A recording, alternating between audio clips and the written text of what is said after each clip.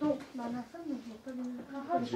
Xavier Pionnier, professeur des écoles spécialisées, et je suis coordonnateur d'un dispositif Ulysse, TFA, TSLA, au collège Guy Maréchal d'Amiens. Alors, qu'est-ce qu'un dispositif Ulysse? Donc, un dispositif Ulysse, c'est une unité localisée pour l'inclusion scolaire, et celle que je coordonne dans cet établissement a pour fonction de scolariser des élèves avec des troubles du langage et des élèves avec un handicap auditif.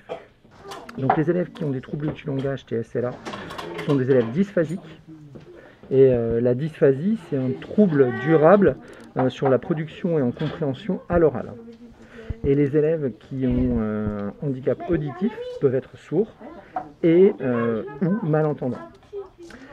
La particularité du dispositif pour ces élèves-là, c'est qu'ils ne suivent pas un enseignement bilingue. S'ils le souhaitaient, ça se passerait dans un autre type de dispositif qu'on appelle les PUJS maintenant. Donc notre dispositif, il a 4 objectifs pour les collégiens qui sont scolarisés, hein, puisque les élèves qui s'y trouvent sont des collégiens à part entière. Et ces objectifs sont de 4 types différents. Donc développer leur capacité scolaire, tout d'abord. Ensuite, favoriser, et c'est là l'importance du dispositif, l'inclusion sociale.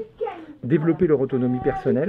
Et le 4e point, qui est comme pour tout collégien, mais qui pour eux va se concrétiser dès la 4e, où il y aura une recherche un peu plus fine, c'est mettre en place à terme un projet d'insertion professionnelle. Donc pour cela, les élèves sont inscrits, comme je leur disais, dans leur classe de référence. Ils sont en inclusion donc avec les différents collègues de l'établissement dans toutes les disciplines.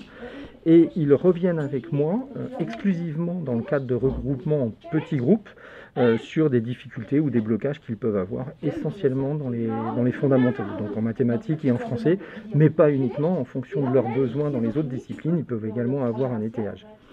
Donc dans le cadre d'un dispositif Ulysse, ce qu'il faut retenir également, c'est qu'on va travailler, et c'est encore plus vrai pour le nôtre, avec des partenaires extérieurs. Donc pour nous, 3 César différents, dont un partenariat qui est concrétisé par une convention avec le CREDA, qui est une structure du médico-social qui a pour objectif d'accompagner les élèves sourds avec des interfaces de communication, donc comme vous avez pu le voir dans la séance qu'on a vécue aujourd'hui, mais aussi avec des éducateurs, avec des psychologues et d'autres professionnels de cette structure. Et puis également, au dispositif est rattaché un personnel AESH, donc, qui a pour mission d'accompagner dans la classe d'inclusion les élèves qui s'y trouvent en fonction de ce que j'ai pointé avec lui pour permettre leur accompagnement. Donc, le dispositif dans sa globalité, c'est celle-ci. La particularité qui est la nôtre également à Guy Maréchal, c'est d'avoir mis en place avec une collègue d'anglais, donc comme ce que vous avez pu voir dans la séance du jour, un co-enseignement avec un groupe complet pour pouvoir répondre spécifiquement à des besoins très précis dans la langue anglaise. Vous travaillez un petit peu sur votre texte, réfléchissez un petit peu, d'accord? Je vais vous mettre encore en situation aujourd'hui. Aujourd'hui, on va travailler les petites discussions entre les plats.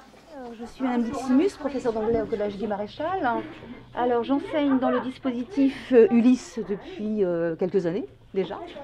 Alors, cette année, j'ai un groupe de 8 personnes, donc le jeudi dès 13h30.